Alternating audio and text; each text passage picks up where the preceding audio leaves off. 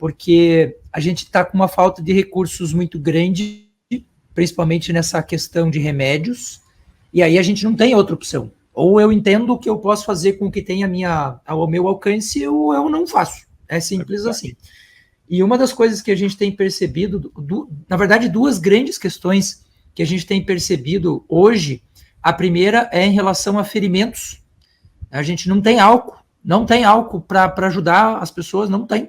E a gente tem que lidar com o que tem à nossa disposição. E existem algumas questões também de cunho intestinal. Você imagine um pós-enchente, você tem corpos de animais, você tem detritos orgânicos na água. Então, mesmo que a gente consiga fazer ali um tratamento dessa água, a gente tem muitos problemas. Então, tem algumas questões bem simples, bem básicas, assim, que a gente pode fazer. Uma dessas questões é usar, é bastante disseminado no Brasil hoje, o uso do própolis. Própolis, esse que a gente coloca na água de manhã cedo. E o própolis, ele é um dos antissépticos da natureza mais interessantes que a gente tem. Você pode usar como antisséptico o vinagre, a gente pode usar como antisséptico o suco do limão, né? A pessoa tem um ferimento ali, você pode usar isso, mas igual o própolis, eu arrisco dizer até, Betete, em algumas questões assim, a gente faz um comparativo entre os fármacos e aquilo que é natural, e a gente tende a dizer que o que é remédio é um pouco melhor, e na verdade, assim, comparativamente, o que o própolis faz em termos de asepsia e de cuidar realmente ali daquela pele para ela não ser mais contaminada, eu diria que nem tem fármaco que consegue fazer isso pelo tempo que ele faz. É só você pegar o própolis em casa, puro, assim, pingar em cima da ferida, deixar ele secar, que ele vai fazer a asepsia, ele vai fazer a limpeza, ele vai tirar, vai ajudar a matar as bactérias e vai impedir a entrada de novos patógenos ali na pele. E é uma coisa assim, como é muitíssimo comum, e geralmente, quando se está em vidros assim, a gente consegue preservar ele bem. Então, se eu achar um vidro desse na água, por exemplo, eu posso utilizar ele tranquilamente. E está muito disseminado, né? Uma outra coisa que a gente tem usado bastante, e há muito tempo, não é de hoje, é a casca da banana. Se você pegar essa partezinha da parte interna da casca da banana, se você tirar ela aqui, ó, essa partezinha branca que aparece aqui, ela é rica numa substância chamada leucocianidina. A leucocianidina é um cicatrizante natural muito poderoso. Tanto que é das antigas ainda, né? A gente escuta da avó, da tia e tal. As mães que tinham um problema assim com o bico do seio rachado quando dá a luz, né? Porque a criança mama, fica ali um pouco daquela saliva, aquela saliva racha, e algumas mães sofrem muito com isso. E eu uso muito, por exemplo, agora que a gente está na iminência do inverno, aí, o pessoal fala muito do lábio rachado, né? Então você passa essa partezinha branca da casca da banana, ela ajuda muito no processo de cicatrização. Então, para a pele... A famosa manteiga de cacau. Substitui tranquilamente. Não tem nem comparação. A manteiga de cacau, ela, na verdade, ela vai viciar a gente, né? Porque o corpo vai entender que ele não precisa mais produzir aquela gordura e a gente vai acabar usando aquilo o inverno inteiro. Às vezes passa inverno, o cara ainda está lá passando a manteiga de cacau no seu lábio, né? Então, doutor Júlio, nesse momento da enchente que é muito comum as pessoas se ferirem, né? Até porque ali embaixo d'água você não está vendo nada, naquela água barrenta, naquela água turva, então você não sabe se tem um galho, se tem uma ponta de uma placa de trânsito, né? Se tem um vidro, uma garrafa, você imagina ali 1 metro, 2 metros, 3 metros, o que tem de detritos, né?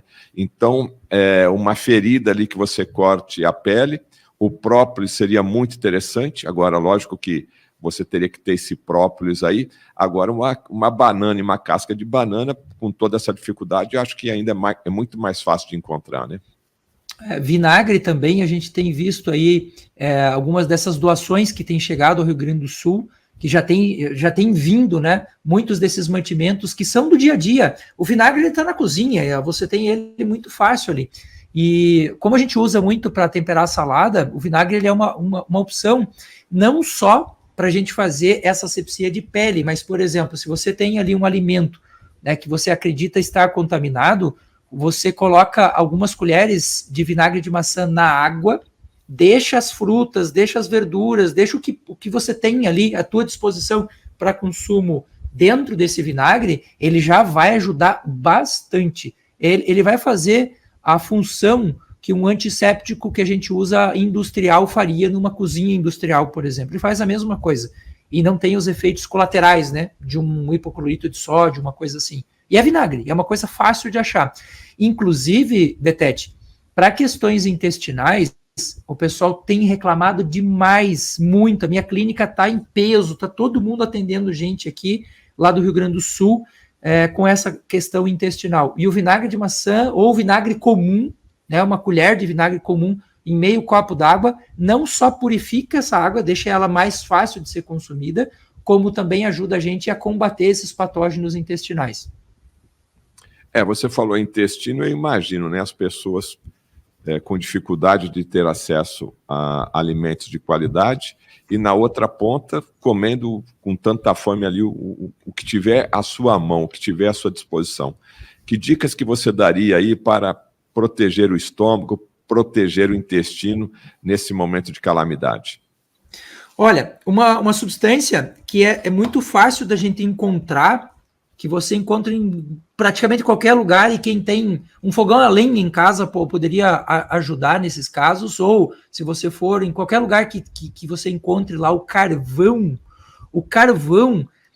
esse carvão de churrasqueira, o ideal não seria o carvão de churrasqueira, a gente usa na medicina, na nutrição, a gente usa o carvão ativado, que ele tem uma forma de preparo um pouquinho diferente. O carvão é feito sem a presença do oxigênio. A gente coloca ele dentro de uma lata, por exemplo, coloca no fogo, não tem oxigênio, ele vai queimando até virar o carvão. Mas nessas situações de crise, o carvão ele se mostra muito útil. Se você pegar o carvão, você pega uma dessas garrafas PET comum, você corta ali a parte de cima da garrafa PET, moe um monte de carvão, coloca dentro dessa garrafa e faz um furinho na parte de baixo. Se você colocar a água aqui em cima, a água que vai sair lá embaixo, ela vai sair com cor de carvão, porque ela está passando ali pelo pó do carvão. Mas ela sai pura. Só para você ter uma ideia do que eu estou falando, esse filtro que a gente usa em algumas garrafas para filtrar a água, ó, isso aqui é carvão. O que tem aqui dentro é só carvão. Então, para purificar a água, ajuda muito. E o carvão, ele também faz um processo de proteção contra os patógenos que já estão no intestino. Tanto que a gente utiliza no tratamento de pessoas que estão com intoxicação alimentar ou pessoas que estão com algum tipo de infecção intestinal, a gente usa o carvão. Se você pegar um pedacinho desse carvão, não precisa muito, é o que dá mais ou menos uma colher ali de pó. Se você pegar um pedacinho desse, você maceta ele, um socador de limão na mão mesmo, e faz o consumo com água, o carvão ele vai passar pelo intestino e ele vai reter muitas dessas toxinas. O carvão ele tem uma propriedade química que ele absorve muito elétron, então ele vai pegar os elétrons dessa bactéria, essa bactéria não tem energia para funcionar e ela morre, literalmente. Então o carvão é excelente para isso. No sul, Betete, nós temos, é muitíssimo comum encontrar nas casas do sul, e a gente está fazendo uma mobilização daquelas cidades que não foram afetadas pela chuva, para que o pessoal faça a doação, por exemplo, desta planta aqui, ó, a marcela. A marcela é muito comum no sul do Brasil, muito comum. É muito raro você chegar numa casa do interior e o pessoal não ter um pacotinho de marcela estocado lá. Outra coisa que ajuda muitíssimo. Você ia falar alguma coisa, não? Não, você deve concluir aí, né? A marcela serve para quê nesse caso? Também para a saúde intestinal? E toma de que jeito, de que forma? Sim, a marcela, e eu já ia citar outra planta que a gente utiliza muito e que, assim, tá em toda a cozinha. Se a gente conseguir mobilizar as cidades que não foram afetadas para a gente juntar essas plantas medicinais, a gente já consegue uma quantidade, e a gente tem conseguido uma quantidade bem significativa, que é o orégano. O orégano que você tem na cozinha, uma outra planta muitíssimo interessante que a gente encontra de tempero nas cozinhas é o louro.